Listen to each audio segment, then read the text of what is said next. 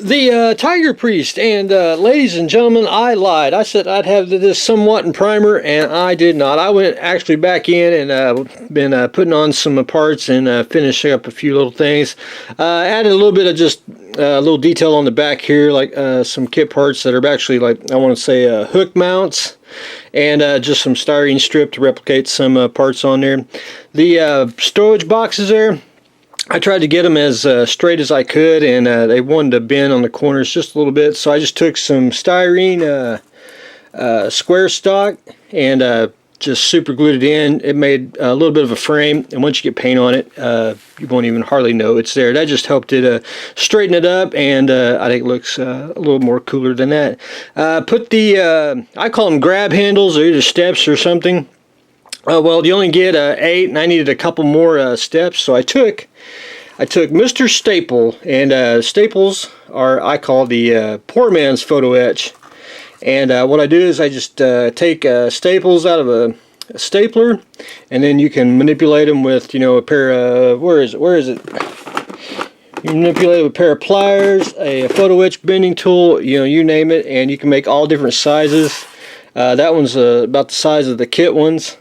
You can make smaller ones. You know, it's just one of them little things. It gives it a little bit of character. But I added some on the side here. Had to add one down there on the bottom. And then just going back in, I drilled out the holes and took a, well, probably in there, nope, excuse me, be in there, be a little metal file, and just shoved it in there to square it up. And it gets an MG34, which I will have to go out in the shed and go get one. And I'm pretty much done with everything. There's a few other little parts and stuff that I added. There's some things I'm not going to pretty much add, and I'll show you all just a minute. There's like little hooks that go right along the edge. You really can't replicate it. If I do, it's going to be real tiny styrene strip just cut and glued down. And there's one little hook thing that goes right here on the M7B2, and I'll show you all on the this one, because all tanks are different, and you could go, you know, all out if you really want to. There's a hook that goes right there, whatever bracket that is. I mean, you could stick it on if you want. There's these little hook things that go right through here. And at 35th scale, you know, it's just going to be a tiny little piece of plastic, which I'll probably add those, but I've seen other pictures where they didn't have them, you know.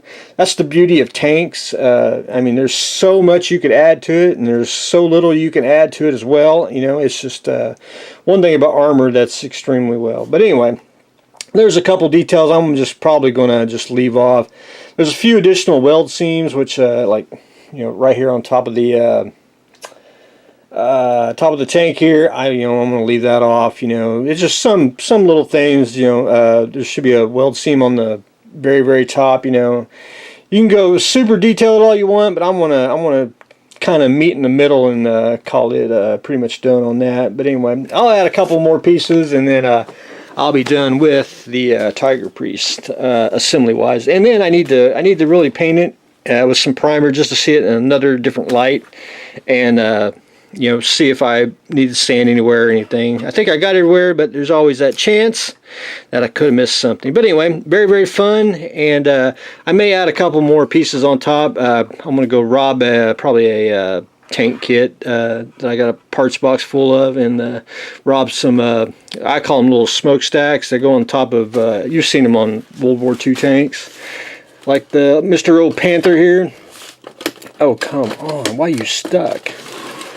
You know, for example, you know, stuff like that, smaller deals that go on the back of tanks, I'll probably put them on top, and, you know, just kind of not, you know, give it realistic, but, you know, a little bit of fantasy in there mixed in. But anyway, Tiger Priest is taking shape. And then up next, we're going to build a vinyl kit, and we're going to build Verona from Elfin. And I'll explain Elfin when I get into it, and I'll explain Elfin in a shed update. So that's what I got going on today, so stay tuned for the next exciting episode.